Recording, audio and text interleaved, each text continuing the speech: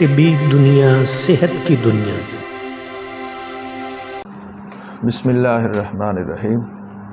سامعین و ناظرین، یہ بات جان کر آپ کو بڑی حیرت ہوگی کہ یورپ سمیت دنیا کے بیشتر ممالک میں عورت کی ڈلیوری 99% نارمل ہوتی ہے، جبکہ پاکستان کے اندر جو معاملہ ہے وہ تو آپ کے سامنے آپ کو علم ہے ہی کہ یہاں تو معاملہ بالکل اس کے اپوزٹ ہے۔ یہاں تو نارمل ڈلیوری کے چانس بہت کم ہوتے ہیں۔ اس کی وجوہات کیا ہیں؟ اس کے اسباب کیا ہیں؟ کیا وجہ ہے کہ یہاں نارمل ڈلیوری کے چانس بہت کم ہوتے ہیں؟ زیادہ تر یہاں پیدائش آپریشن کے ذریعے ہوتی ہے، جبکہ یورپی ممالک کے اندر زیادہ تر جو ڈلیوری ہے وہ نارمل طریقے سے ہوتی ہے، فطری طریقے سے ہوتی ہے۔ تو گفتگو کو ہم دو حصوں میں تقسیم کر لیتے ہیں۔ پہلے حصے میں ہم جو یورپی ممالک ہیں اس کے اسباب کیا ہیں کہ وہ کس طریقے سے وہ نارمل ڈلیوری ہوتی ہے، اس کی وجوہات کیا ہیں، پھر اس کے بعد پاکستان کے اندر نارمل ڈلیوری نہ ہونے کے اسباب، وجوہات اور اس کا حل کیا ہے، اس کی طرف آئیں گے۔ تو سامعین و ناظرین، یورپ میں جب کوئی عورت پریگننٹ ہوتی ہے تو اس کا پہلا جو الٹرا ساؤنڈ کیا جاتا ہے وہ چوتھے مہینے کیا جاتا ہے۔ 4 ماہ کے بعد اس کا پہلا الٹرا ساؤنڈ ہوتا ہے۔ تو اگر کوئی معلوم کرنا چاہے تو بچے کی جنس بھی بتا دی جاتی ہے۔ پھر اس کے بعد جب پیدائش کا مرحلہ آتا ہے تو پیدائش کے وقت لیبر روم کے اندر اس عورت کے ساتھ اس کا خاوند موجود ہوتا ہے۔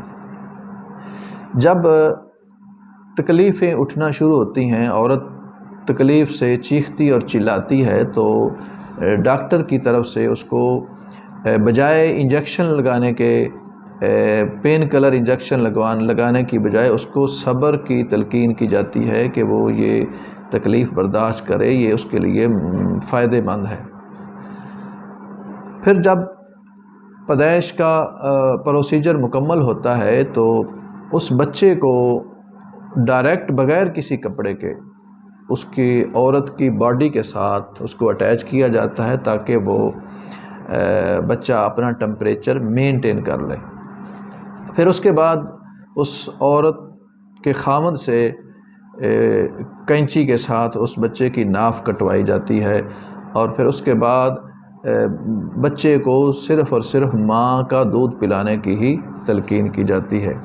تو یہ ہے ایک فطرتی عمل جو یورپ کے اندر اپنایا جاتا ہے۔ تو اس طریقے سے 99% جو وہاں ڈلیوری ہے وہ تقریباً نارمل ہوتی ہے۔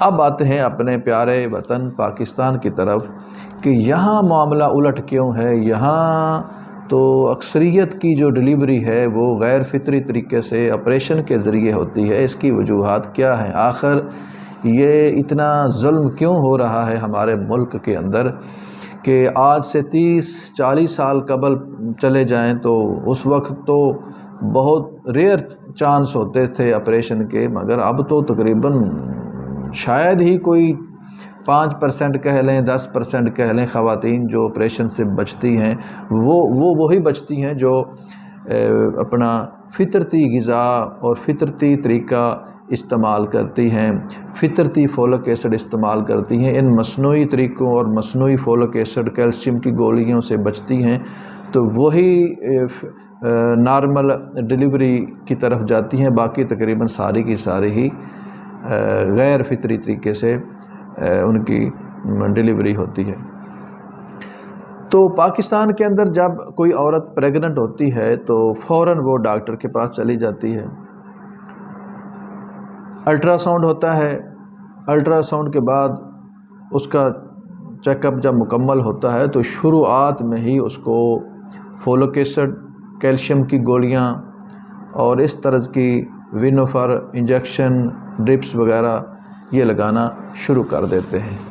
تو 9 ماہ مکمل جب اس عورت کو، اس حاملہ عورت کو یہ ادویات کھلائی جاتی ہیں جن کی وجہ سے اس کا جو مسکولر سسٹم ہے، یعنی جو اس کے مسکولر ٹیشوز ہیں، ان کے اندر انتہائی سختی آ جاتی ہے۔ یاد رکھیں کہ پیدائش کے لیے، نارمل ڈلیوری کے لیے مسکولر ٹیشو کے اندر فلیکسیبلٹی کا ہونا بہت ضروری ہے۔ جتنی عورت کی باڈی کے اندر لچک ہوگی اتنی ہی زیادہ اس کے ڈلیوری کے نارمل ہونے کے چانس زیادہ ہوتے ہیں، اور جتنی زیادہ اس کی باڈی کے اندر ہارڈنس ہوگی، سختی ہوگی، اتنی ہی زیادہ اس کی ڈلیوری کے غیر فطری طریقے سے یعنی آپریشن کے چانس زیادہ ہوتے ہیں۔ اچھا، شروعات میں ہی اس کو فولک ایسڈ اور کیلشیم کی ادویات پہ جب لگایا جاتا ہے تو وہ اس کے جو مسکولر ٹیشوز ہیں، جو خاص کر جو اس کی اووری کے مسکولر ٹیشوز ہیں، ان کے اندر انتہائی سختی پیدا ہو جاتی ہے، جبکہ اس کے برعکس قدرتی طور پر فولک ایسڈ حاصل کرنے کے بھی بہت سارے ذرائع ہیں، جس کے اندر آپ چنے استعمال کروا سکتے ہیں، دودھ، دہی، انڈا اور دیسی گھی کا استعمال، خاص کر یہ چیزیں مسلسل استعمال کرنے سے کیلشیم کی کمی دور ہو سکتی ہے۔ ایک دوسری وجہ جو سامنے آئی ہے نارمل ڈلیوری نہ ہونے کی، وہ یہ ہے کہ شروعات میں ہی خواتین کو بیڈ ریسٹ کی تلقین کر دی جاتی ہے۔ عورتیں سارا دن فارغ بیٹھی رہتی ہیں، تو جسم کے اندر، مسکولر سسٹم کے اندر جب سکیڑ آ جاتا ہے تو اس سے بھی نارمل ڈلیوری کے چانس بہت کم رہ جاتے ہیں، جبکہ پہلی خواتین شروع دن سے لے کر آخری دن تک وہ اپنے کام کاج میں، حرکت میں رہتی تھیں، جس وجہ سے ان کے جسم کے اندر ایک لچک رہتی تھی۔ جسم میں لچک رہے گی تو نارمل ڈلیوری کے چانس بہت زیادہ ہوتے ہیں۔ اگر لچک نہیں ہوگی، لچک تب ہی پیدا ہوتی ہے جب جسم کے اندر حرارت اور رطوبت ہو، الکلی زیادہ ہو، حرارت زیادہ ہو، تو حرارت پیدا ہوتی ہے۔ سائنس کا اصول ہے کہ حرکت سے حرارت پیدا ہوتی ہے، اور حرارت سے چیزیں سافٹ یعنی نرم ہوتی ہیں۔ بچہ جب ماں کے پیٹ میں ہوتا ہے تو اس کا درجہ حرارت 80 یا 90 کے درمیان ہوتا ہے، اور جب ڈلیوری ہو جاتی ہے پیدائش کے بعد بچہ جو ہے اس کا درجہ حرارت کا مینٹین ہونا بہت ضروری ہوتا ہے۔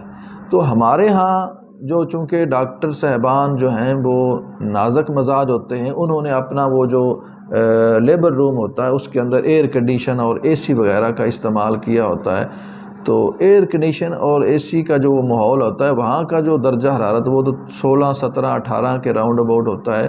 تو اس طرح سے جب ایک دم بچہ 80 یا 90 درجہ حرارت سے 16 یا 17 کے درجہ حرارت میں داخل ہوتا ہے تو ایک دم اس کا سانس اکھڑنا شروع ہو جاتا ہے۔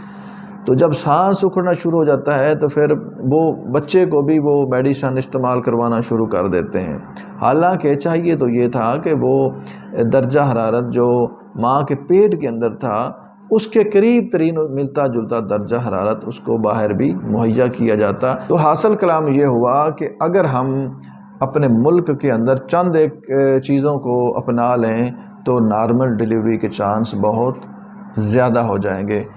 نمبر 1، ایک تو ہم یہ جو فولک ایسڈ اور کیلشیم اور وینوفر کی یہ جو انجیکشن اور گولیاں وغیرہ استعمال کروائی جاتی ہیں، ان کو مکمل طور پر بند کر دینا چاہیے، اور اس کے متبادل جو قدرتی نیچرل فولک ایسڈ جن چیزوں کے اندر پایا جاتا ہے، دودھ ہے، دہی ہے، دیسی گھی کا استعمال ہے، چنے کا استعمال ہے، مربع ہرڑ ہے، مربع آملہ ہے، مربع بہی ہے، انڈا ہے، آڑو ہے، ان چیزوں کا جب ہم استعمال کریں گے تو قدرتی نیچرل کیلشیم بھی ہمیں ملتا رہے گا اور نارمل ڈلیوری کے چانس بھی زیادہ ہوں گے۔